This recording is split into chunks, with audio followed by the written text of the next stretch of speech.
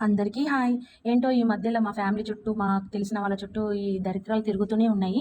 మొన్నటి వరకు మా పాపకి, ఆ తర్వాత మా బాబుకి, మా అమ్మకి ఇలా ఏదో ఒకటి అవుతూనే ఉంది. ఇప్పుడు మా అల్లుడికి 15 డేస్ బ్యాక్ మా అల్లుడికి యాక్సిడెంట్ అయింది. జస్ట్ కాలికి తగిలింది కానీ జస్ట్ అని చెప్పలేము. దానికి ప్లాస్టిక్ సర్జరీ వరకు వచ్చింది.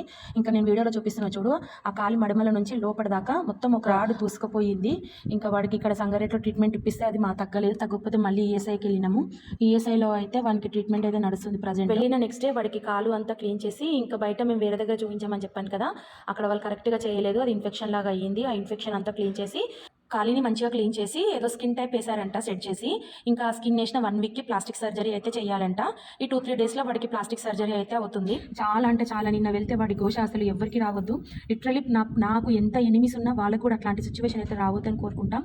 వాడు అసలు నాన్ స్టాప్గా మేము ఉన్న 3-4 అవర్స్లో కంటిన్యూగా వాడు ఏడుస్తూనే ఉన్నాడు. ఆ పెయిన్తో, ఆ పెయిన్ తగ్గి వాడు మంచిగా అయ్యి రావాలి, ఆ పెయిన్ భరించేంత వాడి కెపాసిటీ ఇవ్వాలి అని చెప్పేసి కోరుకుంటున్నాను నేనైతే. మీరు కూడా వాడిని బ్లెస్ చేయండి, వాడు మంచిగా అయ్యి హెల్దీగా ఇంటికి రావాలి అని చెప్పేసి.